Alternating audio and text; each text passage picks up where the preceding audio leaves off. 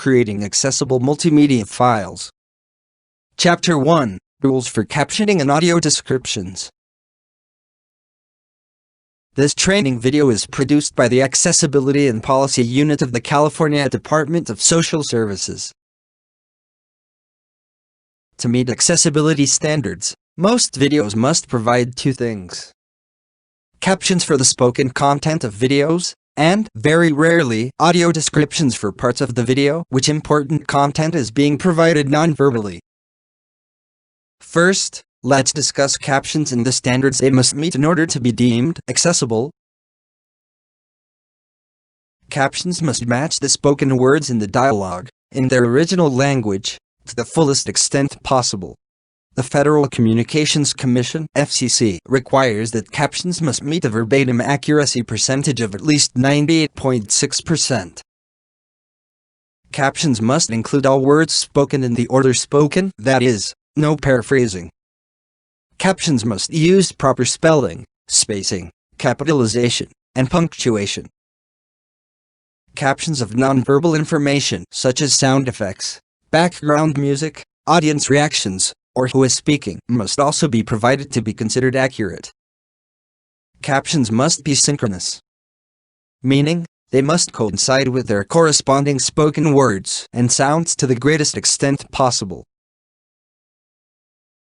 Captions must also occur at a speed that can be read by viewers. So it is always a good idea to ensure your presenters speak more slowly and clearly than they may in real life.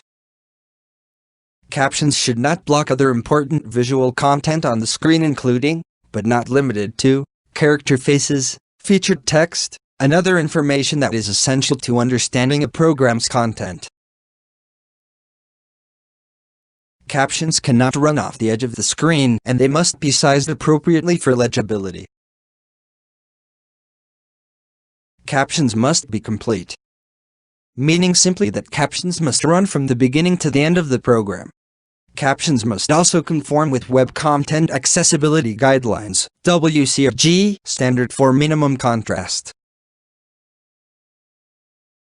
Adding a dark background for the captions is recommended to ensure the caption's text will meet minimum contrast standards at all times during the video. Failing to add a dark background to your captions puts you at risk for losing an accessible contrast ratio as the background color changes on the video. This is demonstrated in the image below, when the orange caption text is against the orange dress. The contrast ratio for the captions is reduced to 1.7 to 1. And again when the white caption text is backed by a light skin tone. The contrast ratio for the caption text is reduced even further to 1.2 to 1. Now let's briefly talk about audio descriptions. Audio descriptions are provided in either the original audio track, heard by everyone, or in a separate audio track, which can be turned on or off by persons playing the multimedia file. Audio descriptions provide crucial details about what is happening in the video when there are no spoken words to describe it. Depicted below is an image from the movie, The Quiet Place. The actors speak no lines in this scene, which is several minutes long, so the plot is only moved along by their actions. An audio descriptions track would be essential in this case to tell a person with visual disabilities what is happening. Review. The intent of this success criterion is to enable people who are deaf or hard of hearing to watch synchronized media presentations. Captions provide the part of the content available via the audio track. Captions not only include dialogue, but identify who is speaking and include non-speech information conveyed through sound, including meaningful sound effects. It is extremely rare for audio descriptions to be needed for multimedia files produced by our department. Almost all important content is spoken by a presenter, or is presented as a conversation between two or more people. When planning and producing your multimedia projects, always keep in mind how all important information will be conveyed to your audience.